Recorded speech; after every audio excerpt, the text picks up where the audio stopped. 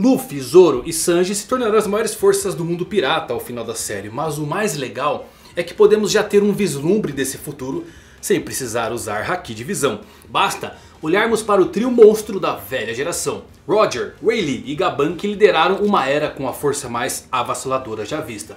Então pergunto, quer saber quais os poderes e lendas de cada um desses monstros? Então se liga que eu vou falar nisso agora.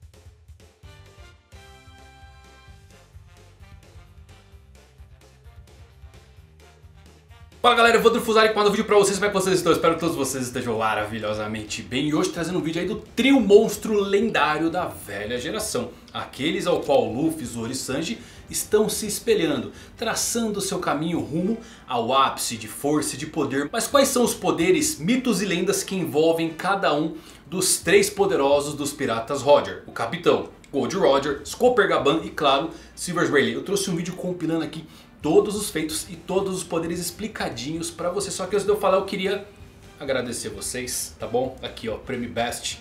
Consegui ganhar aqui um troféuzinho pra representar a galera dos animes, a galera do One Piece. De coração, obrigado, tá bom? Por conseguirem me colocar lá. Eu só fui buscar o prêmio ele é de vocês.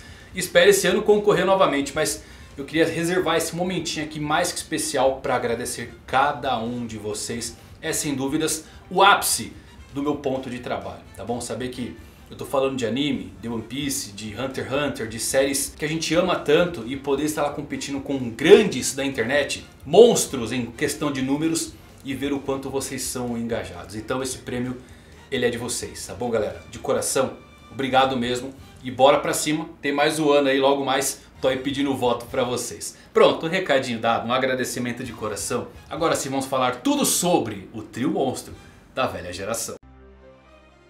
Então vamos lá, pior geração. Os piratas Roger tinham sua cota justa de indivíduos poderosos, claro, em todos os níveis, dado que essa tripulação fez o impossível. E não é nenhuma surpresa saber que eles eram uma tripulação muito bem equilibrada e que tinham mais do que apenas um indivíduo poderoso. Junto com Roger havia também o braço direito, Rayleigh, o rei das trevas, e o braço esquerdo, Chopper Gaban, o devorador de montanhas. E juntos esses três participaram de algumas das batalhas mais épicas e emocionantes de toda a história. Por exemplo, durante o incidente de God Valley, nós pudemos ver Roger, Rayleigh e Gaban lutarem contra alguns dos membros mais perigosos dos Piratas Rocks, com Chopper Gaban afirmando especificamente que o capitão não tinha o direito de reivindicar direitos sobre ninguém. O que significa que todos esses três eram poderosos o suficiente para enfrentar qualquer um em combate naquela ilha. Oda também desenvolveu alguns membros dos Piratas Roger bem o suficiente, e nós sabemos o bastante sobre a tremenda força dessa tripulação. Mas é seguro dizer que o rei dos piratas, Gold Roger, era o membro mais importante da tripulação. Roger foi aquele que liderou esses piratas e, dada sua imensa força, nunca hesitou em enfrentar os níveis mais altos, como Rocks, Garp e Barba Branca. O Oda já forneceu alguns vislumbres dos piratas Roger em ação, e é seguro dizer que Roger correspondeu às nossas expectativas. Um fato curioso é que Roger lutou contra Xebec duas vezes, uma 39 anos atrás, que é quando Roger consegue alcançar pela primeira vez a ilha de Lodestar. Embora não saibamos o resultado, fica implícito que essa batalha acabou em um impasse, dado como Roger estava ansioso por um ano inteiro para rever o seu rival. Já em God Valley ele conseguiu vencer na segunda vez quando combinou forças com Garp. Naquela época, no entanto, Roger e seus piratas não estavam no seu auge de força. E isso veio muito mais tarde na série. Só que o Roger também entrou mais tarde em conflito contra o Barba Branca, que já era o homem mais forte do mundo.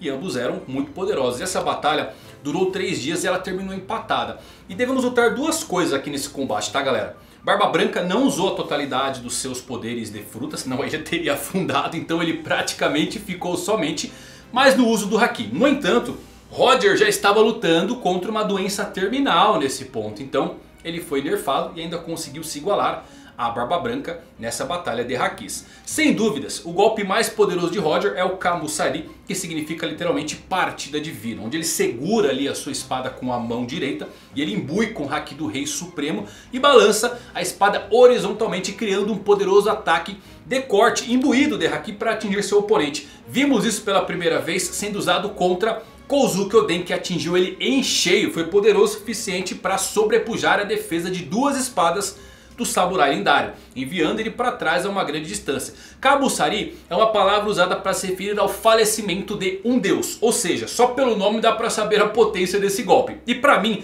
uma das imagens que mais mostra o quão sinistro o Roger era no uso de Haki surge no anime só, mas que ainda assim é uma baita de uma imagem. E é quando por detrás do Roger colocaram um Vortex de Haki. Cara, essa imagem é sem dúvidas uma das mais badass de todo o One Piece. Se casa muito bem com o pirata mais poderoso que já vimos em ação. Mas enquanto Roger estava no centro das atenções o tempo inteiro, Rayleigh lhe dava a força das sombras. Rayleigh era o braço direito, primeiro imediato de Roger, e alguém que quer ser dito muito poderoso. Não é nenhuma surpresa saber que o próprio Ray era tão forte quanto os monstros da era anterior, como Barba Branca, Shiki, Big Mom e Kaido, entre outros piratas. Na verdade, quando Oda apresentou Rayleigh no arco do arquipélago de Shabold, o Garp ele afirmou que o Ray era do mesmo nível de figuras lendárias como o próprio Barba Branca. Então Rayleigh continuou a mostrar mais da sua força durante a sua velhice mesmo em Shabold, onde ele facilmente parou Kizaru e até conseguiu fazê-lo sangrar o tempo todo, paralisando ele ali. Mais tarde, quando acontecia o ataque de Onigashima, o Ray foi responsável por impedir Barba Negra de destruir Amazon Lily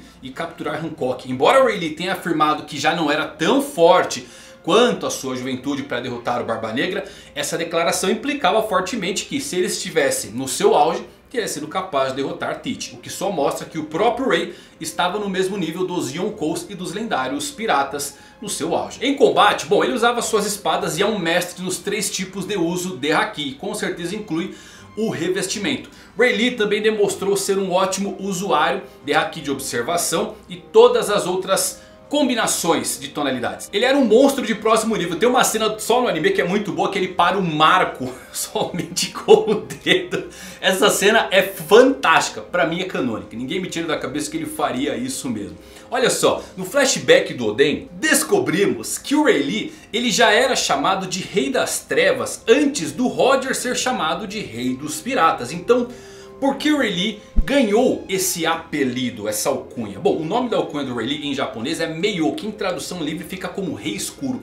Só que esse nome também é como o deus grego Hades é chamado no Japão. Hades é o deus do submundo, e a razão pela qual destaco isso é porque tem uma frase muito interessante no cartão Vivrecard do Rayleigh, que diz o seguinte: aqueles que escolheram enfrentá-lo só ganharam uma passagem de ida para o submundo. Ele pode ser velho, mas é assim que ele é tremendamente poderoso. Ou seja, quem tentou enfrentar Rayleigh acabou no reino dos mortos com passagem só de ida. E junto com Roger e Rayleigh temos Scopper Gaban. Embora o Gaban ele não tenha recebido uma atenção tão grande quanto os outros dois, isso começou a mudar agora no arco de Elbaf, porque é nos revelado com ele sendo a mão esquerda do Rei Pirata. E Gaban sem dúvidas é extremamente poderoso. Um exemplo que eu gosto muito é durante o incidente de God Valley, quando Gaban disse claramente que o Roger não poderia reivindicar direitos sobre nenhum oponente. O que significa que o próprio Gaban não tinha medo de lutar contra Rocks de Zebek. Então da mesma forma, quando Oden apareceu pouco antes do confronto do Barba Branca e dos Piratas Roger, foi o Gaban que deu um passo à frente e propôs cortar o Oden pela raiz. O que é mais uma indicação do fato de que ele está sim no mesmo nível de Roger e Rayleigh. E definitivamente é um indivíduo de nível Yonkou. Gaban luta com 2 machados e é conhecido como Devorador de Montanhas. Não só por se casar com o mais gigante, tá bom?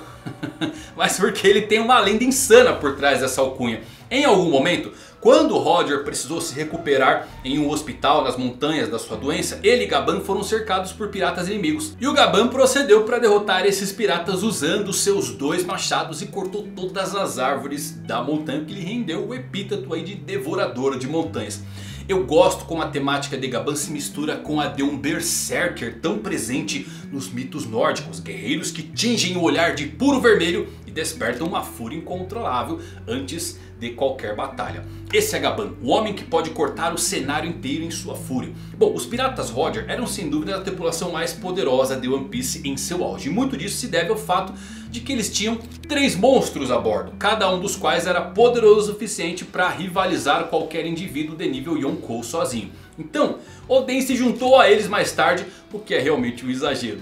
Considerando a força poderosa do trio monstro, não é nenhuma surpresa saber que essa é a tripulação mais forte de todo One Piece.